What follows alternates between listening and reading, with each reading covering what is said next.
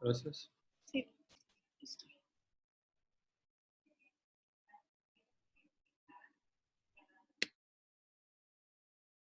Buenos días, profe.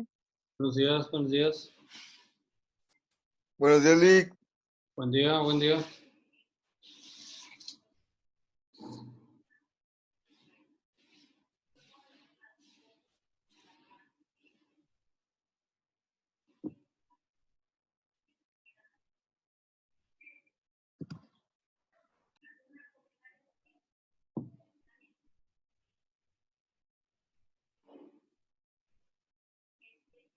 Buen día, grupo.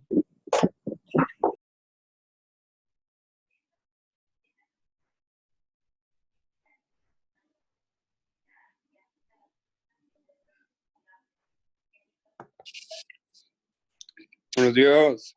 Buen día, señor Simpson. Buenos días. Muy chistosito ese niño. ¿Y si te pareces? Dice. Buenos días. Buen día, buen día.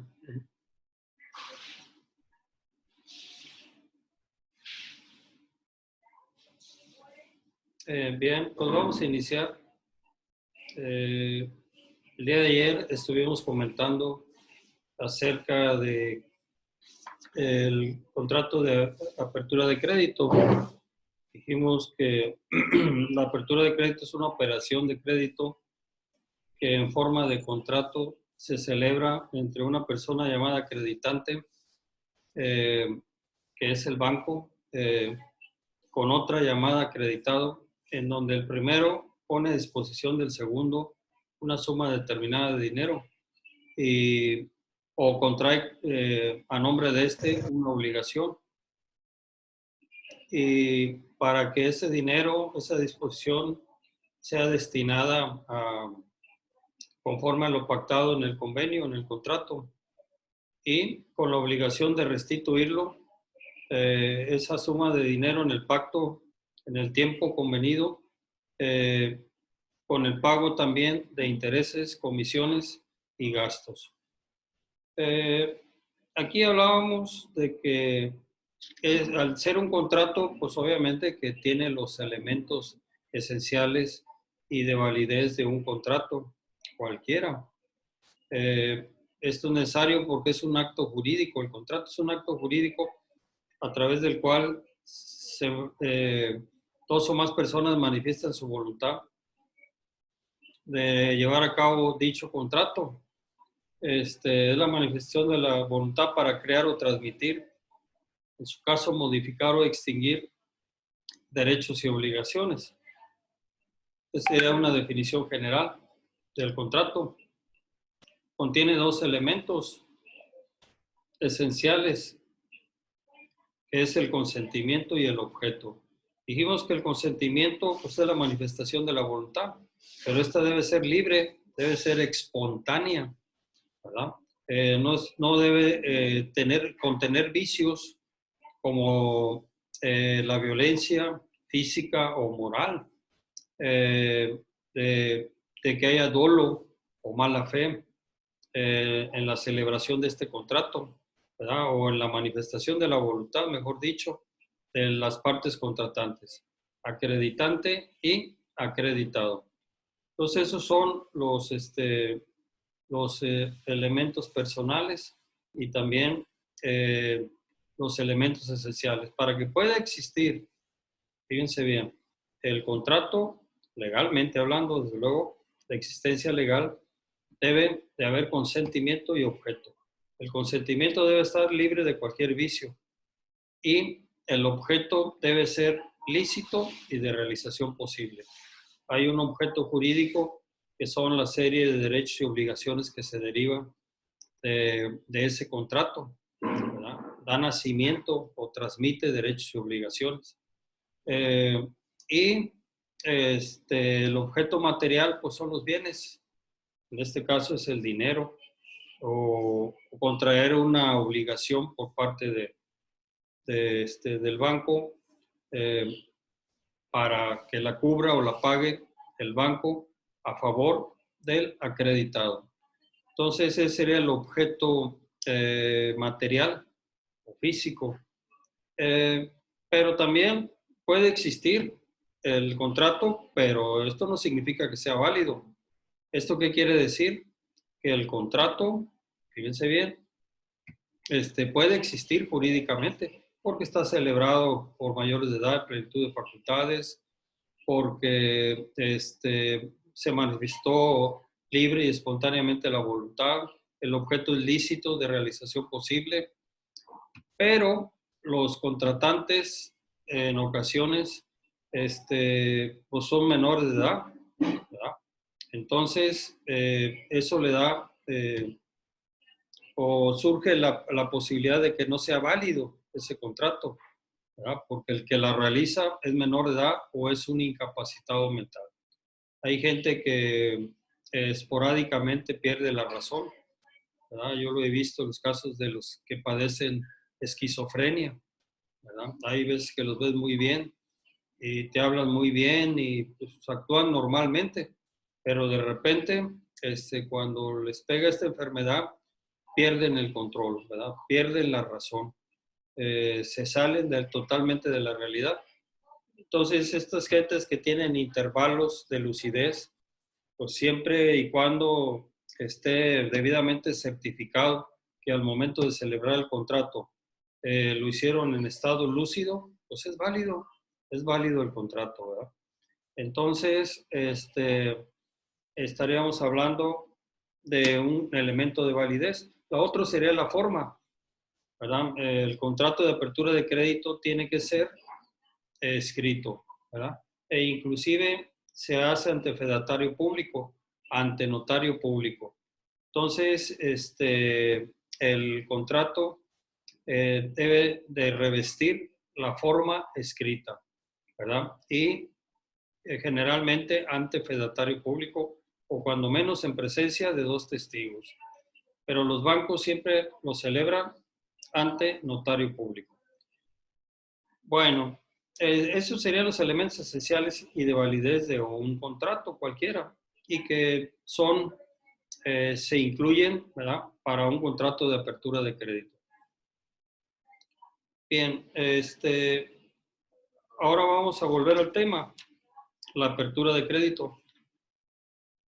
El importe del crédito, dijimos que no nada más contiene pues, la cantidad de dinero que se pone a disposición de la persona, del acreditado, sino también las comisiones, intereses y gastos, ¿verdad?, que se realicen. Hay 2 tipos de, bueno, hay muchos intereses, pero generalmente los bancos siempre cobran los 2 tipos de interés, ¿verdad? O hasta 3 en ocasiones. Pero generalmente yo he visto que los contratos de apertura de crédito, yo trabajé en un banco de crédito rural, hace muchos años y también fui asesor jurídico de Banca Confía. Y bueno, pues ahí veía yo los contratos, ¿verdad?, de apertura de crédito y generalmente traen 2 tipos de intereses. Cobran los intereses normales y los intereses moratorios. ¿Qué son los intereses normales? Yo les decía en clase anterior que es nada más por el hecho de prestarte el dinero. Pues tengo que cobrar algo, ¿verdad? Es mi utilidad como banco, es mi ganancia. Si te estoy prestando $1,000,000, pues tengo que cobrar un interés normal, ¿verdad? Es un porcentaje que se cobra sobre de esa cantidad, de acuerdo a lo que señala el Banco de México, que es el que impone las tasas de intereses. Y también hay otro tipo de interés, el moratorio. El interés moratorio también queda pactado en el contrato de crédito, de apertura de crédito, como aquel que se cobra una vez vencido el crédito, ¿verdad? Y no pagado, desde luego, porque puede vencer y puede estar cubierto. Y ahí termina el contrato, ¿verdad?, en el plazo convenido. Pero hay ocasiones en que se dispone de la totalidad del crédito y no se pagan las amortizaciones como quedó establecido, o sea, las mensualidades. Y al no pagarse, a partir del vencimiento de estas amortizaciones o del vencimiento total del crédito, se empieza a cobrar un interés moratorio. Por eso se le dice a la persona que no paga que es moroso, ¿verdad? De ahí viene la palabra, ¿verdad? Es aquel que dejó de cubrir oportunamente el crédito concedido. Entonces, como consecuencia, como una sanción, tiene que cubrir, tiene que pagarle al banco intereses moratorios. Entonces, generalmente se cobran intereses normales, intereses moratorios. Se cobran comisiones, ¿verdad? Por la apertura del crédito. El banco cobra una comisión. Hay veces la cobra anualmente, ¿verdad? Sobre todo en las tarjetas de crédito. Cuando tú usas la tarjeta de crédito anualmente, tienes que pagar una comisión por el uso de la misma. Entonces, lo mismo sucede con los gastos, ¿verdad? Todos los gastos para hacer el contrato de apertura de crédito ante un notario, pues, e inscribir esos contratos cuando hay garantías, ¿verdad? Prendarias o hipotecarias ante el registro de comercio o el registro público de la propiedad, pues generan gastos, ¿verdad? No es gratis. Un contrato, cuando va y se registra una hipoteca, pues se tiene que pagar un porcentaje, ¿verdad? No me acuerdo si es vaya, ahorita no traigo la cifra, ¿verdad? Hace poco se pagó la cancelación de una hipoteca y es más o menos lo mismo. Entonces, creo que es 4 al millar lo que cobran, ¿verdad? Entonces, realmente esos gastos tienen que ser cubiertos por el cliente, ¿verdad? Por el acreditado, por la persona que recibe el beneficio del contrato de apertura de crédito. También generalmente, bueno, en el contrato se dice la época en que extingue el crédito, ¿verdad? Generalmente, siempre ahí viene comprendido para 6 meses, para 1 año, para 5 años, ¿verdad? Yo he visto contratos hasta por 5 años, ¿verdad? Sobre todo cuando se saca un tractor, alguien adquiere un tractor, el banco lo paga, entonces la deuda queda con el banco y hay que pagarle al banco. Entonces son créditos a largo plazo, no son a corto plazo. Bien, generalmente cuando nosotros adquirimos un crédito a través de un contrato de apertura de crédito, fíjense bien, por separado se firma un pagaré. Te hace el banco que firmes por la totalidad, ¿verdad? Son pagarés no negociables, ¿verdad? Que no pueden ser endosados, ni mucho menos, pero eso es una garantía de las disposiciones que tú recibes, ¿verdad? Cuando tú dispones del dinero, pues obviamente que debe haber una garantía, ¿verdad? Y aparte de las garantías prendarias o hipotecarias, el banco te pide que firmes un documento, ¿verdad? Que firmes un pagaré. Entonces, casi generalmente siempre cuando hay un contrato de crédito hay a un lado un pagaré por las disposiciones en dinero que recibas en efectivo. Bueno, hay veces que los créditos nada más los suscribe una persona, ¿verdad? El suscriptor principal, el acreditante, que viene siendo una persona. El acreditado. Pero hay ocasiones que el banco te exige un aval. Te dice, oye, pues tú no eres solvente totalmente. Si tú quieres $1,000,000, tú me traes garantías nada más por 500. Yo necesito que me traigas un aval. ¿Quién es el aval? Hemos dicho en clases anteriores que el aval es aquella persona que se compromete a pagar en caso de que el suscriptor principal, el acreditado, no cubra oportunamente al banco sus amortizaciones o los pagos que debe de realizar en forma periódica o totalmente. Entonces, cuando esto sucede, pues bueno, él se constituye como un obligado solidario, conjuntamente con el acreditado. Ambos tienen la obligación de cubrir o de pagar esos adeudos. Generalmente son demandados conjuntamente. Cuando el banco ve que ni el suscriptor principal, ni el acreditado, ni el aval pagan voluntariamente, ni aún haber sido requeridos de su pago, entonces acuden ante la autoridad judicial y presentan una demanda ejecutiva mercantil. Yo les decía, acuérdense bien, esto es muy importante, que el contrato de crédito acompañado de la certificación de adeudos hace un título de crédito. No es un título, hacen un título ejecutivo, no es un título de crédito. Un título de crédito es un cheque, un pagaré, una letra de cambio. Eso ya los vimos en la clase anterior, en el curso anterior. Pero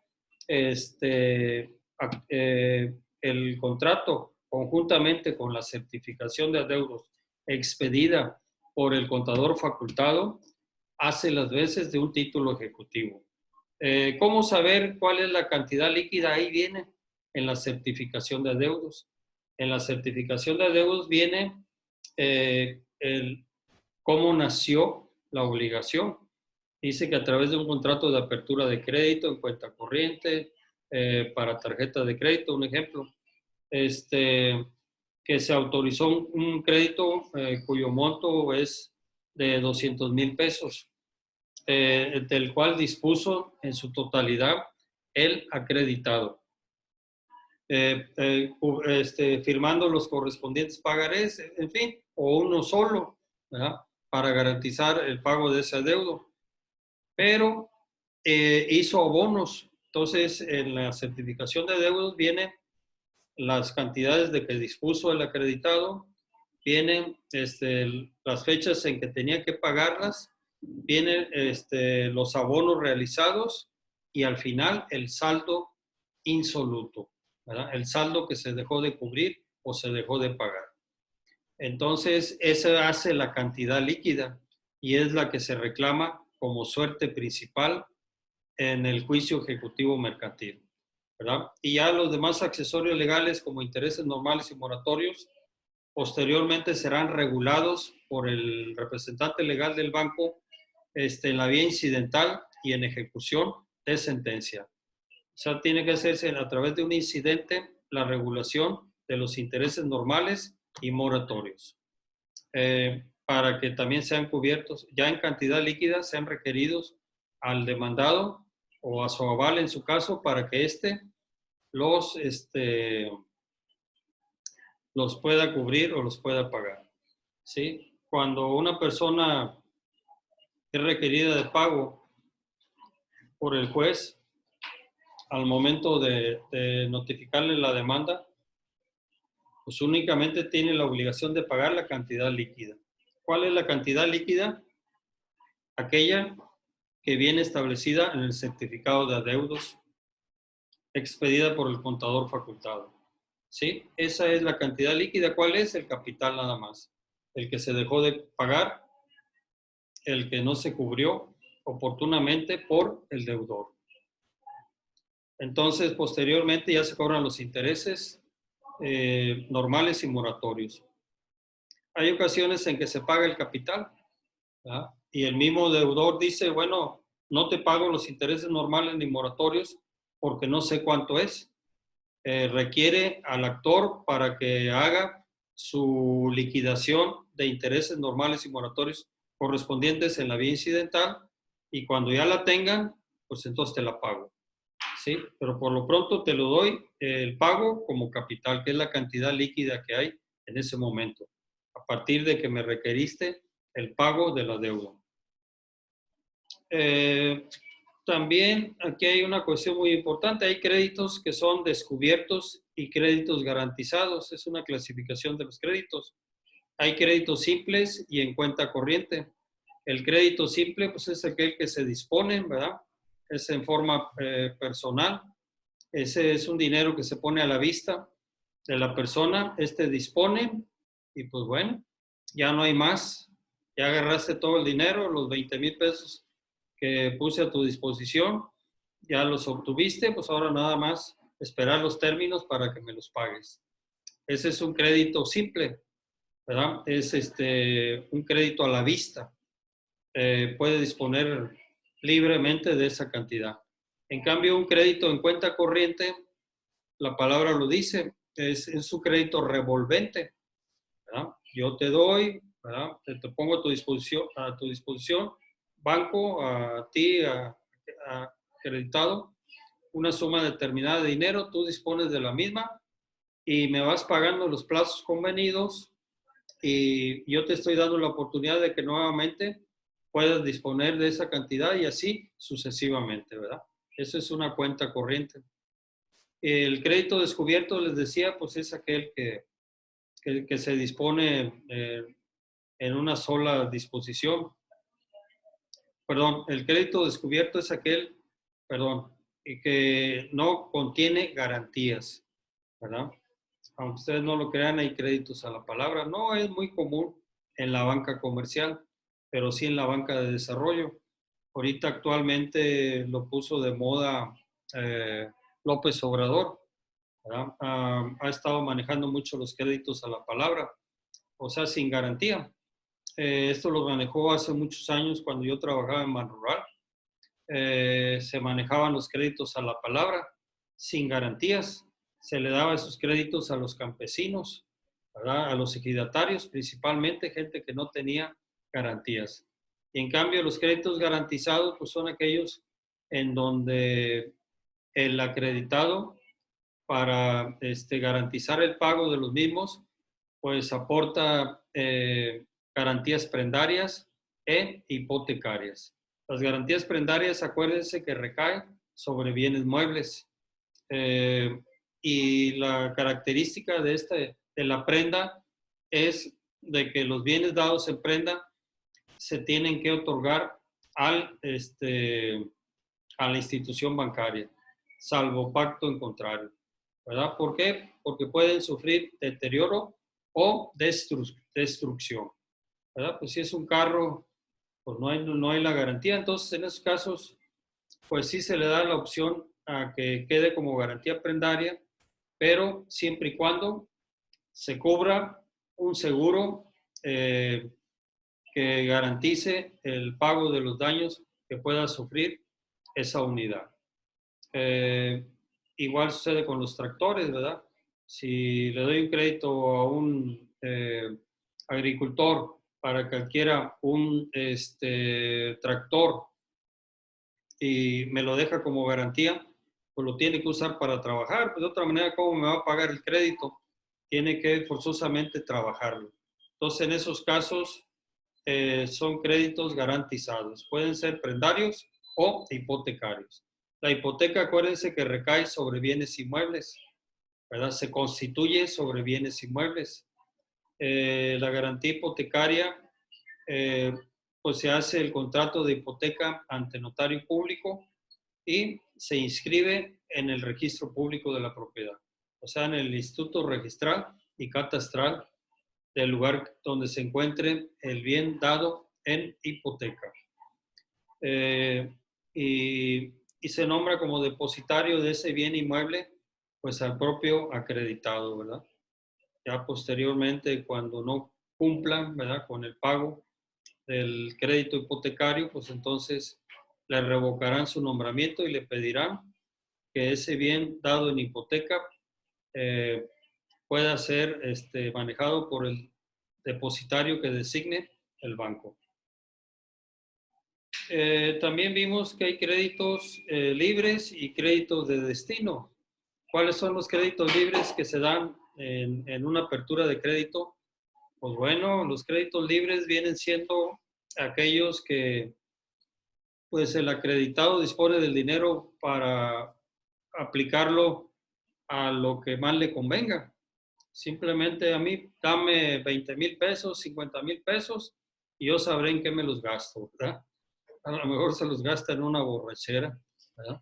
En una noche por ahí y es libre de hacerlo, ¿verdad? Esos son los llamados créditos libres. Y los créditos de destino, pues ahí sí se debe de aplicar el crédito concedido al acreditado conforme se haya pactado, ¿verdad? Para adquirir una vivienda, para adquirir un carro, para, no sé, para ampliar una casa, para abrir un negocio, etcétera, etcétera, etcétera. ¿Sí? También hay apertura de crédito en cuenta corriente mediante expedición de tarjetas de crédito. Era lo que yo les comentaba. Aquí dice que los bancos, ¿verdad?, tienen la capacidad para expedir tarjetas de crédito. O sea, se celebra en un contrato de apertura de crédito en cuenta corriente mediante expedición de tarjeta de crédito. ¿Esto qué significa de cuenta corriente? Bueno, pues los cuentacorrentistas son aquellos que manejan una bolsa revolvente de dinero, ¿verdad? Pongo a tu disposición 20,000 pesos para que lo manejes en tarjeta de crédito. Puedes disponer de dinero en efectivo o pagar bienes o servicios con algún proveedor. Y el banco se obliga a pagarlos, ¿verdad?, cuando le presenten los respectivos vouchers o pagarés, ¿verdad? Entonces, a eso se refiere. Dice que la institución acreditante se obliga a pagar por cuenta del acreditado, o sea, del tarjetaviente, los bienes o servicios que proporcionen al propio acreditado, los proveedores previamente convenidos, y a poner a su disposición dinero en efectivo en las oficinas de la propia institución o a través de los cajeros correspondientes, o sea, de los sistemas automatizados. Dice que las instituciones de crédito solo podrán celebrar estos contratos de apertura de crédito con personas físicas o morales que lo soliciten siempre y cuando sea por escrito y respecto de las cuales se haya comprobado que tienen solvencia moral y económica. Los emisores, o sea, el banco debe recabar la información y conservar los documentos que sean necesarios para probar que se dio cumplimiento a estos requisitos antes de expedir las tarjetas, ¿verdad? Pues siempre le piden a uno, bueno, ¿tú a qué te dedicas? ¿Verdad? ¿Cuáles son tus ingresos mensuales? ¿De qué eres dueño? No tanto que deje uno como garantía, pero siempre le piden a uno, bueno, pues yo tengo mi casa, o traigo mi carro, en fin. Ya una vez que se acredita la solvencia moral y económica del presunto tarjetaviente, pues te pueden autorizar el crédito. Yo cuando trabajé en Ban Rural me acuerdo que se constituía un comité de crédito que nos reuníamos generalmente por mes. Ahí se analizaba las solicitudes de crédito que presentaban los acreditados al banco, donde le pedían créditos de habilitación a bio, créditos refaccionarios, en fin. Y nosotros, bueno, yo me incluyo porque yo era parte de ese comité de crédito. Lo integraba el gerente, el jefe de crédito, el jefe del área operativa, o sea, los que trabajaban en el área de los proyectos productivos, ¿verdad? Y un representante del banco que venía de Ciudad Victoria, con el objeto de ¿qué? De verificar si era cliente apto para recibir ese crédito. Entonces, ¿cómo se verifica su solvencia moral? ¿Verdad? Hay veces me decían los funcionarios del banco, oye, tú has escuchado hablar, el Mantes no es un pueblo grande, ¿has escuchado hablar de algún, de este cliente, de Juan Pérez? No, pues sí, además lo conozco. ¿Y qué nos puedes decir de él? Bueno, pues yo sé que es una persona seria, nunca he sabido que tenga problemas con la justicia, ni que esté demandado. Nosotros los abogados tenemos la posibilidad de ir al juzgado pues, casi todos los días, ¿verdad? Y ver las listas de acuerdo. Y ahí aparecen los demandados, los nombres de los demandados. Y luego se va dando uno cuenta, hay demandados que son reiterados, ¿verdad? Que continuamente los demanda una institución y luego otra, y en fin. Entonces ya sabemos, esos generalmente carecen de una solvencia moral. No son personas aptas para recibir un crédito, mucho menos de tarjeta de crédito. Entonces, esos son requisitos que le exige la Comisión Nacional Bancaria a los bancos, ¿verdad? Para que puedan otorgar un crédito de este tipo, de esta naturaleza. Si no, de otra manera, pues caray, mandan a la quiebra al banco, ¿verdad? Entonces hay que checar la solvencia moral y económica del acreditado. Y la económica, pues obviamente preguntándole, ¿verdad? Qué actividad realiza, cuáles son sus ingresos y si tiene bienes. Entonces, se recaba la documentación necesaria, se le forma un expediente y pues bueno, ahí lo tiene uno como un antecedente nada más. No es que se dejen garantías, aquí no se dejan garantías. Y simplemente se recaba documentación relacionado con la información que da el propio acreditado. Que dice, tiene una casa, bueno, pues dame una copia simple de tu casa, ¿verdad? De la escritura de tu casa.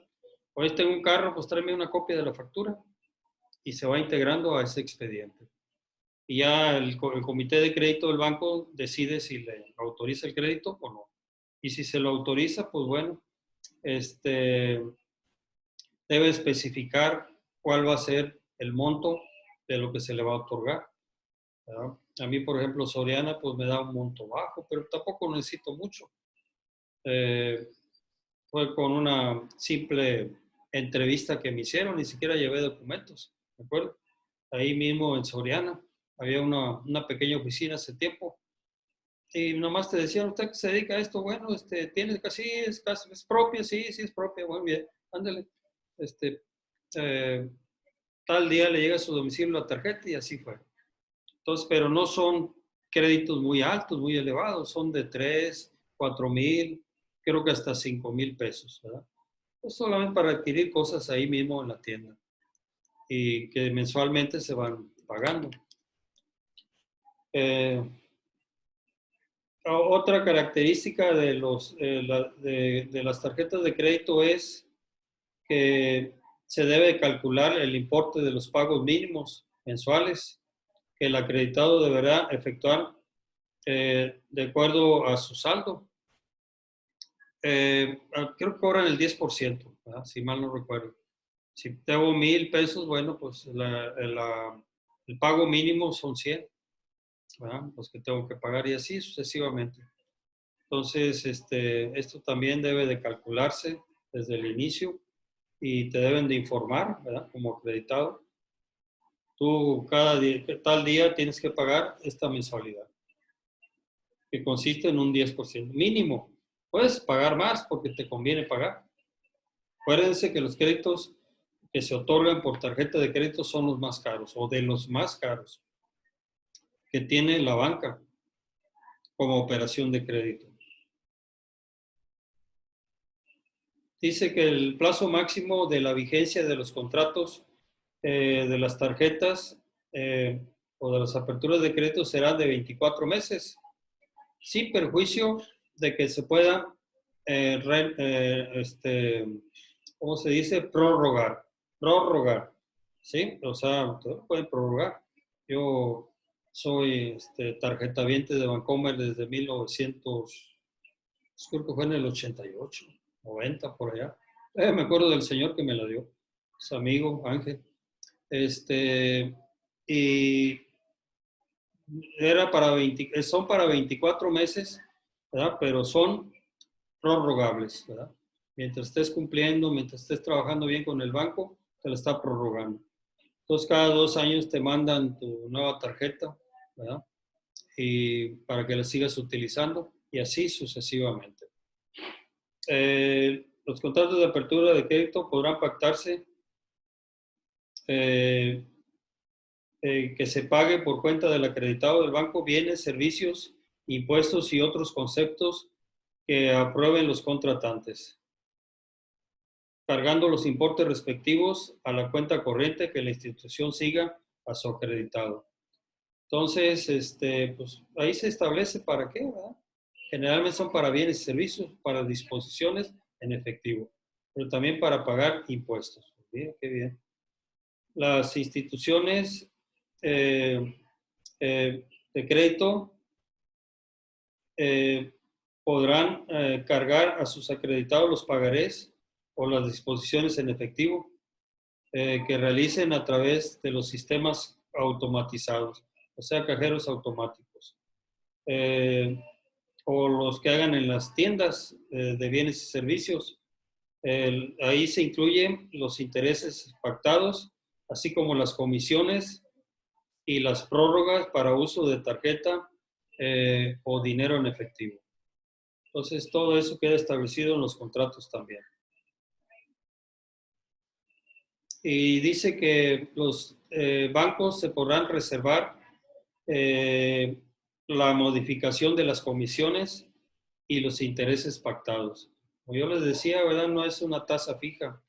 Esa tasa es una tasa que es variable, ¿verdad? Va cambiando de acuerdo a cómo suba o baje la tasa de interés que establezca el Banco de México. Pues es como las pueden variar, ¿verdad? Yo recuerdo que en una ocasión me tocó una crisis, la del 94, y pues sí, ahí prácticamente no usaba la tarjeta porque era carísimo, ¿verdad? Aumentó mucho el interés en esa crisis del 94. Ahora estamos ya entrando a una crisis por motivo de la pandemia, del COVID-19. Así que aguas, no se metan en muchos líos de drogas en estos días porque va a haber muchos problemas, ¿eh? Aunque ya en la actualidad las tasas son fijas, ¿verdad? Ya es muy raro que se manejen tasas variables, ni siquiera para comprar un carro. Si te dicen desde un principio, mira, te doy crédito por 4 o 6 años, pero la tasa va a ser fija.